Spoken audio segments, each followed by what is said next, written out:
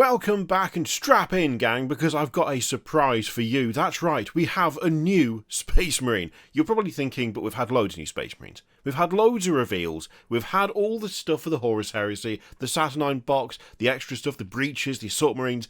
But, to be fair, that is for the Horus Heresy. That's not for 40k, and it's not for special occasions, although I suppose the launch of a new edition of a game is especially...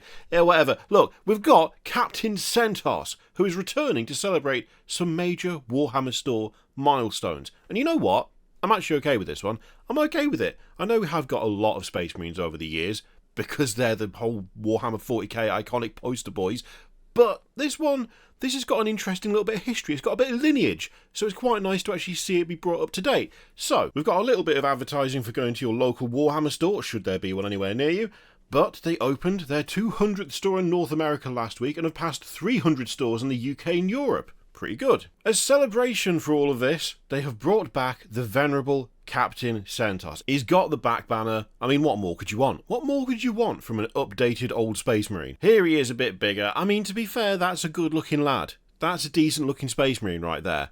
And I think one of the things that makes this a little bit special, a little bit different, is the fact that he is the latest version of several in this exact pose, pretty much. Now, it's worth saying, as always, that the helmeted version looks better, so we're going to switch over to that, because it does. I'm sorry, but the helmet is part of the core identity of this model, for my money, and it looks great. I love the laurel around the side of the head there. That looks very nice. We've got the skull in the centre. The fact that it's not a Primaris, like a Mark X helmet, despite the legs very clearly being Mark X. Love that. We've got a nice mix of different marks of armour there. I think for a lot of people, this sort of, not this exact model, right, but the model that this is harking back to, or the models that this is harking back to, they are like up there. They sort of stand out as being ones that you remember. In fact, if we look at the 2016 version and the 1991 version, I mean, alright, the 2016 version less so, but the 1991, I've seen that, I don't know how many times, that model. That sticks out to me. That is memorable. I've seen it a lot, because it's one of the kind of iconic Space Marine poses.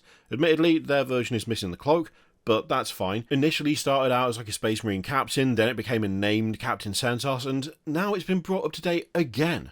And I love that. I actually don't mind when they do stuff like this. Yes, it's another Space Marine character. Yes, it's another sort of special edition thing, but there's something to be said for like continuing the... well, what's the word? Like the lineage of certain models. Ones that have been around for a while and kind of get a periodic update. I quite like that. It also acts as a really good milestone for looking at how much like sculpting has changed and just how different things are when you compare older models to newer ones. Like, there's a good amount of space between these different iterations, right? You got 1991, you've got 2016. That is a chunky gap of 25 years. And then you've got the new one in 2025. And it's safe to say that the difference between 1991 and 2016 is pretty extreme. It's quite up there. The characteristics are the same, but the overall level of detail is, let's be honest, it's infinitely better. It's insane how much better it is. But the thing is, the 2016 doesn't look bad. The 2016, perfectly acceptable, perfectly good sculpt, perfectly good model. And yet, the newest version, whether it's them changing the way they paint stuff, or whether it is just the fact that the lines are just that much sharper, the detail is that much more crisp, the edges are just a bit more defined, there is still a noticeable gap, and it just highlights how fucking good everything is these days, you know? A lot of the time, even if you don't like the overall design of a model, there is at least a point at which you can go, I mean, they've nailed the details. They've nailed the characteristics, even if the model isn't to my personal taste. Looking at you, Sagittarius robots, or whatever you're called. But I just like seeing the progression, you know? Lining up older stuff next to newer stuff. It really indicates how far things have come. And this is no exception to that. As an update to that older model, which was an update to an even older model, this looks good. It stayed very true to it. Admittedly, the inclusion of a bear head bugs me a little bit, but that's only because I don't think the other ones even had that option. And I feel like if you're going to be properly pure about it, you've got to stick with the helmet. But the overall pose is pretty much the same. The updated weapons look good. And yeah, I love the little extra things, like you've got those cables going from the chest into the arms.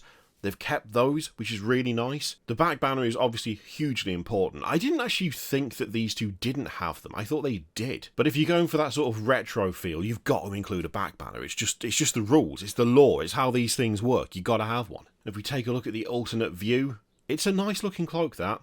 There's definitely been an upgrade when it comes to the cloak as well. That power fist is extremely fancy too. The extra detail, the little additions to it. Oh, it looks so... it looks so... excessively sort of filigreed.